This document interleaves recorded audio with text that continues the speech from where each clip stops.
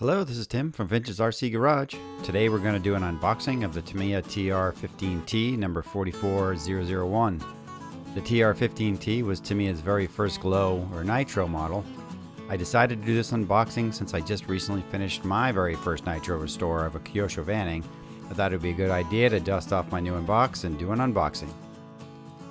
The TR-15T is a 1/10 scale stadium truck. It was released in late 1993 and is classified as a truggy.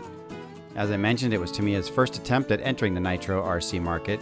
It wasn't until 2000 that Tamiya released its second off-road nitro, the Mad Bison, that was released to compete with the very popular Traxxas T-Max at the time.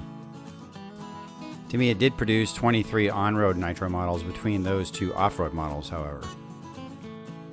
The TR-15T does not share a chassis with any other Tamiya models, although I have seen some information online that say it shares some parts with the Dynablaster and Dynastorm electrics, which came out a year or two earlier. Okay, it's time to open her up. First up is the engine, which comes with the kit. It is a Toki FS15 2.5 cubic centimeter engine. I'm not sure if it is common for a Tamiya Nitro kit to come with one or whether it's usually something you need to purchase later, but this one comes fully loaded. Blister Pack A is the large blister pack. It comes with the differential joints, which are used in the differential assembly and also use individual ball bearings for slip, the air filter, universal drive shafts used in the rear axle, main shaft used in the gearbox, the fuel filter, fuel tank, brake caliper, chassis, which is an aluminum plate, and the muffler. 4 foam pads are used as inserts for the tires. The X parts tree includes everything damper related. The TR-15T uses oil-filled dampers with springs. It includes the front and rear damper spacers, front and rear damper oil displacers, front and rear damper spring hold, front and rear spring adjuster, and the spring and rear damper ball receptor. The S parts tree contains the throttle servo head assembly, a second set of X parts for the total of 4 trees. Next up is the Y parts tree, which is used in the rear damper cylinder, rear damper cap top, and the rear damper cap bottom. A second set of Y parts for a total of 4 trees. The Spur Gear Bag contains gears for 64 and 66 teeth. The Clutch Shoe Bag contains the clutch assembly parts. The Gear Bag, yes, gears, drive gear and counter gears which are used in the gearbox, differential spur gear, and also includes plastic bearings, clutch housing that is used in the clutch assembly. The kit includes 4 identically sized rally style tires. The entire model is 4.6 pounds fully equipped, which is a bit on the heavy side. It has a mid-chassis motor position and is 2-wheel drive, rear-wheel drive configuration.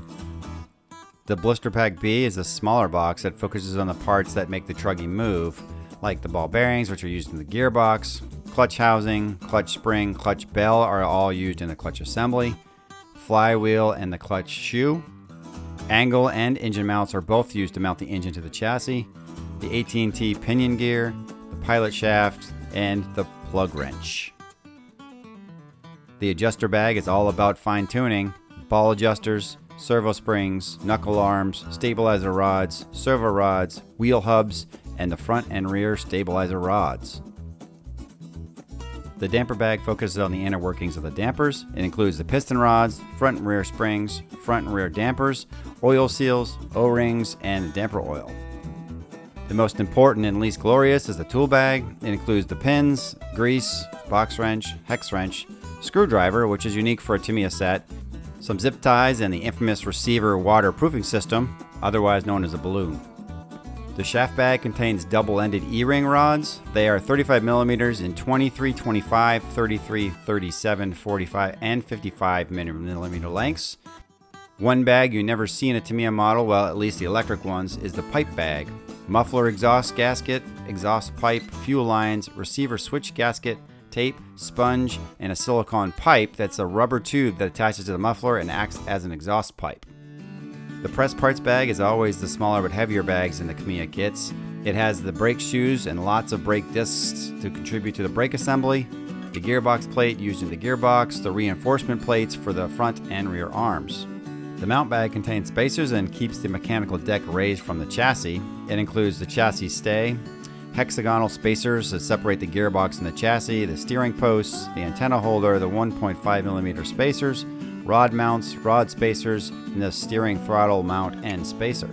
The Gearbox Parts Bag contains a variety of many important components. These include 3mm ball bearings. The 2 and 5mm disc springs, 17mm thrust washers, and pressure discs are used in the differential. Also included are the ball thrust bearings, the spring seat, pressure plate, 1 and 2mm spacers are used in the clutch assembly, and individual balls that are used for the differential spur gear. The ball connector bag has all its usual uniquely shaped items: 4, 5, 6mm ball connectors, 6mm ball nuts, damper mounts, stabilizer balls, ball nuts, and ball collars. The metal bearing bag contains small and large metal bearings, 3mm flange bushings which are used on the front and rear arms. The rod bag has threaded double-ended rods. It includes 3mm by 16, 32, 50, 60, and 65mm lengths, also damper stays, rear stabilizer rods, and steering arms. Finally, everyone's favorite little bag. Let's bring them out in order. Screw bag A has 3mm by 6, 10, 15, 20mm length screws, 3mm flange and pressure nuts, and 3mm washers. Screw bag B has a large 5 by 10mm bolt that's used for the flywheel, 3 by 10mm step screws, 5 by 19mm spacer, 9mm washers, 3 by 44mm machine screws, 3mm tapping screws in 10 and 16mm lengths. Screw bag C contains 4mm wheel nut locks, 4mm E-rings, 3mm tapered machine screws used to secure all parts of the chassis, 3mm self-tapping screws in 8, 10, and 16mm lengths. Screw bag D is a miscellaneous collection set which includes 3mm grub screws, 2mm nuts, 2.6mm by 10mm tapping screws, 2.8mm machine screws, 2mm E-rings, and 2mm washers. Screw bag E is a collection of unusual hex head screws not usually found in Tamiya. They secure all of the vibration-happy parts of the chassis, such as the engine and the muffler mounts.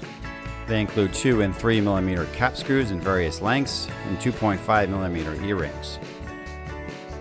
The tree parts are packaged in an interesting manner. The body shell is inside a box and the tree parts are packaged inside the shell.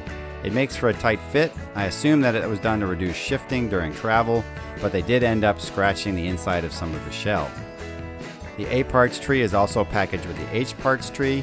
The A tree contains the left and right gearbox, while the H parts tree contains the left and right front mount uprights, the left and right steering mounts. The J parts tree is also packaged with the K parts tree. The J tree contains all of the roll bar assembly and spacers, while the K parts tree contains the front and rear stabilizer rod mounts, front body mount, front and rear body posts, and the steering servo mounts.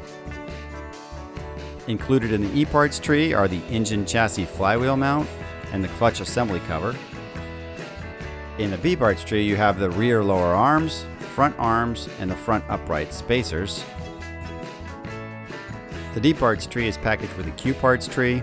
The D tree has the rear lower arm chassis mounts, rear damper stay mounts, and the front upright mounts, while the Q tree includes the steering servo head assembly. Last up for the parts tree, the F parts tree is combined with the C parts tree. The F tree contains the front bumper and chassis underguard, the rear damper mounts, the receiver battery carrier, engine servo mount, steering arm stabilizer, and the rear damper stay spacers. The C tree has the left and right rear uprights. The last item inside the body shells are the rims. They are chrome plated and contain a unique 3-spoke design. Both front and rear rims are identical. Containing all these parts trees is the polycarbonate body. The wheel arches are pre-cut, which is a nice feature since cutting those inside curves can be challenging. They are still attached at the bottom to keep the body strength for shipping. The rear of the truck bed needs to be removed and provides easy access to the engine and other critical parts of the truggy. The model includes a standard Tamiya clear antenna. The manual is a standard Tamiya version provided with English titles with Japanese and other language subtitles. It uses monochrome print with occasional blue highlights throughout. The decals complete the unboxing. The print is a unique burnt red with orange, gray, and black color scheme. It also contains front headlights and rear brake light decals. The Tamiya name is spread across the back of the tailgate, and various size TR-15T decals are put on the doors and the front hood. If someone is interested in restoring or buying a TR-15T, then check out rcscrapyard.net. They have a blog article that has some excellent information on inspecting, restoring, and tuning a used TR-15T. Thanks for watching the unboxing of my Tamiya TR-15T. If you have a request for my next unboxing, visit my blog collection page at vintagercgarage.com and send me a note. See you next time.